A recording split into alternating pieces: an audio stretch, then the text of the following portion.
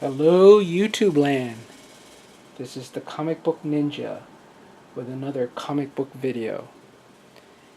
Today I want to talk about comics that I believe that are undervalued and have huge potential for the future going forward. And the first comic you see here is Fantastic Four #4. Now, this is it's still a very expensive comic, but in relative terms to other key books of this era, the early Silver Age, I think this is really undervalued.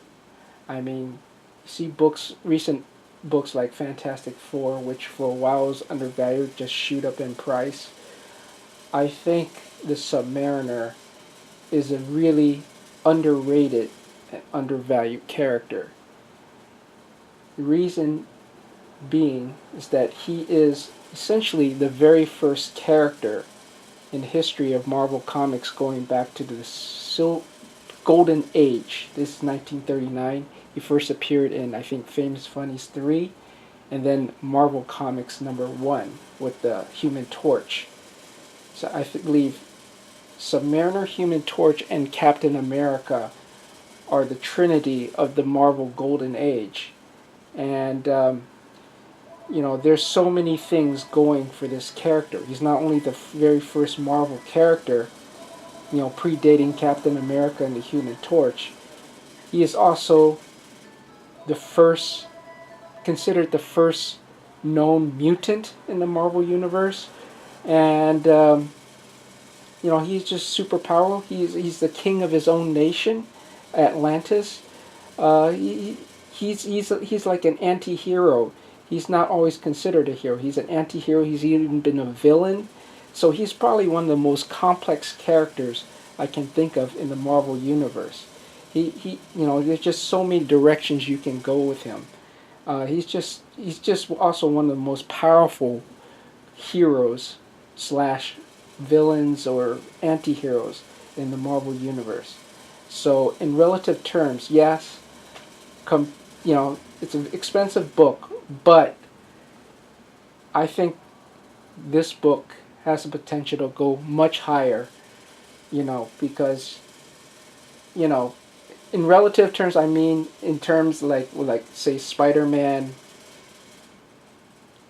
Fantastic Four, Iron Man, Thor, this book is still considered very reasonable, even cheap, and you can find a very decent copy, mid to low grade for a really good price. So Fantastic Four #4 is, I believe, a really undervalued book. Next we have Avengers #8. And this is another character with huge potential. After Thanos in the movies, I think it would make sense to go with Kang the Conqueror in future Avengers movies. He's just a very fascinating and powerful character that the Avengers always have problems with. And he's had, this is another character with, I believe, many possibilities. He has different alter egos, like, he's a time traveler, so he has different alter egos like Ramatut, Immortus. He's from the 30th century who uses 40th century technology to battle the Avengers. So this is just a badass character, which I think it would make a good choice for and potential for the Avengers in future movies or television projects. And if you've seen him in shows like Avengers Earth's Mightiest Heroes animated series, he's just a badass. He's just fantastic. So I think there's huge potential for this character. And, his first appearance is still relatively cheap, and I think it's undervalued. So Avengers #8.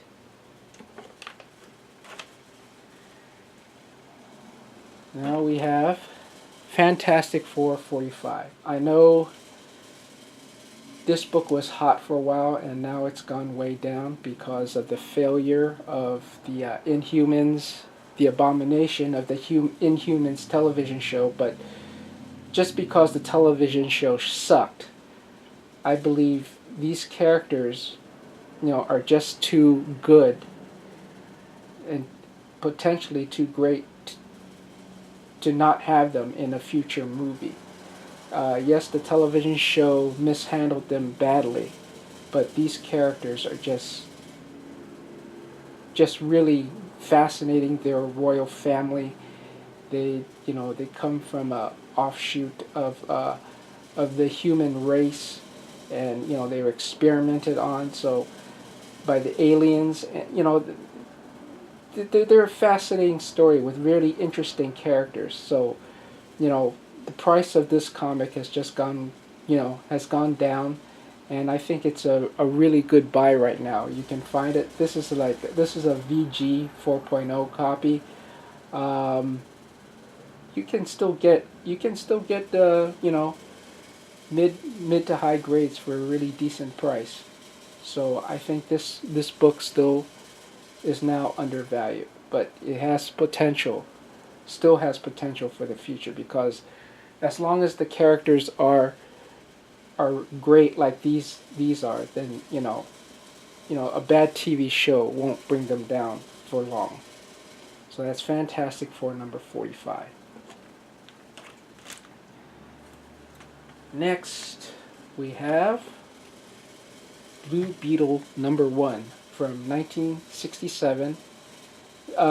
This comic was drawn by the late great Steve Ditko, and Steve Ditko contributed to the redesign of the Silver Age Blue Beetle, Ted Kord.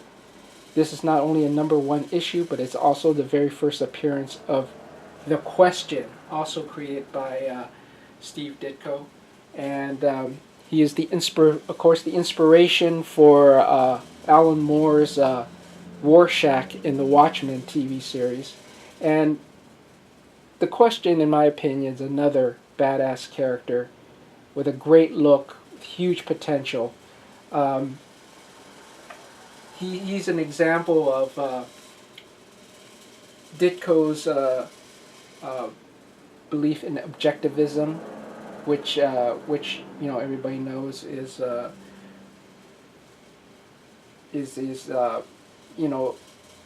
what Rorschach is, and I believe that he's got a lot of potential. He's a fascinating character. You've seen him in TV shows like Justice League Unlimited, and you know how interesting a character he is. So I believe this book has multiple things going for it. It's not only a number 1 solo issue for Blue Beetle, but it's also the first appearance of The Question, a really interesting, fascinating character. I also highly recommend reading Dennis O'Neill's version of the character in the 1980s. Really good series. Next, this is a long shot, but this is Powerpack number 1. The reason I picked this book is because, like I said with the other characters, these characters have huge potential. They're very fascinating characters. They are basically Marvel's first kid team, and they're a kid team with adult supervision. But if you go back to you read this original series, it's a really good read. I mean, these kids are fantastic. They're not dumbed down. They deal with you read these early stories from the 80s. They deal with a lot of adult themes, and they deal with things like pollution, drug abuse, runaways, kidnapping, gun violence, bullying, orphanhood, and homelessness. They have a lot of good stories, and these are really interesting characters.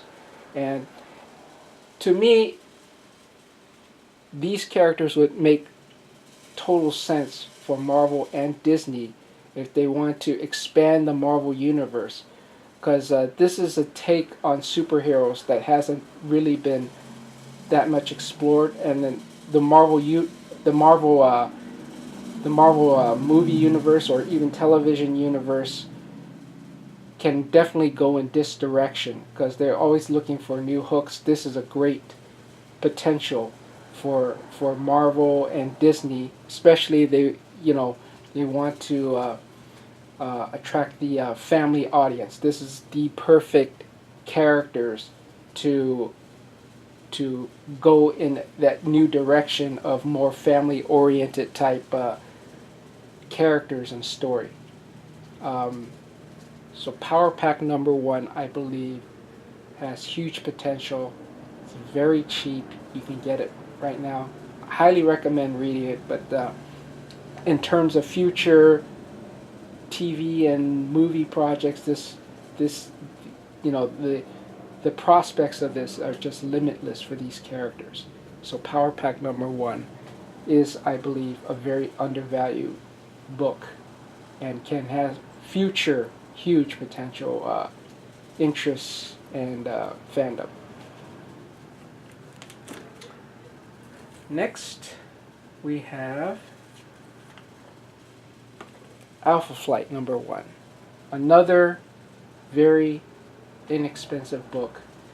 Like Powerpack, I think Marvel and Disney would want to go. They have the potential to attract even more international fans by going with the first international super team from Marvel. And that's Alpha Flight, a Canadian super team with Canadian-based superheroes.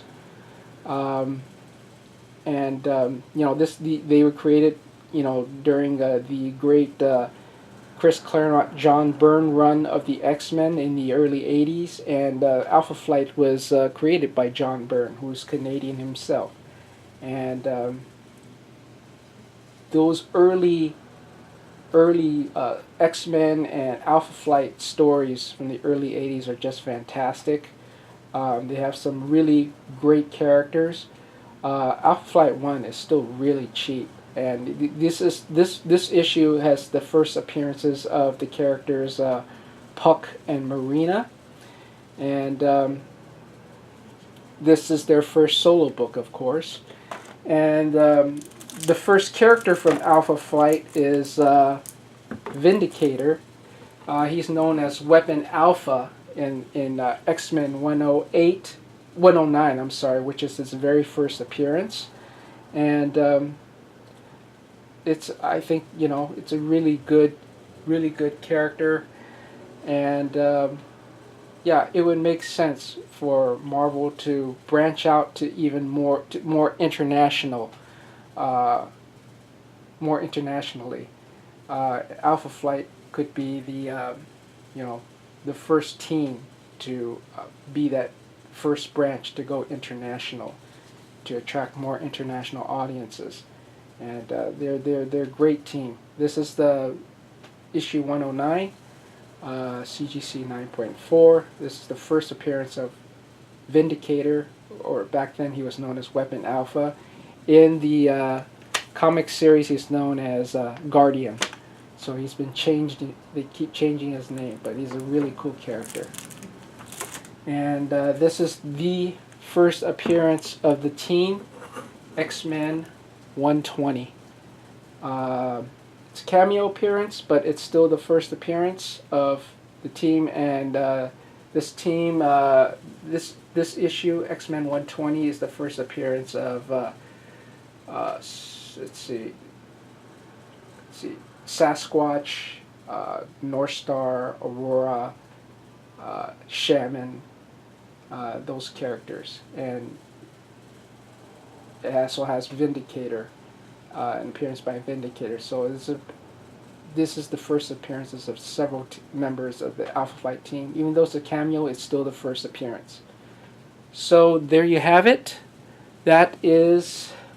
These are books that I believe have huge potential and are undervalued. So look for them. I believe they have a good future ahead of them. This is the Comic Book Ninja signing off.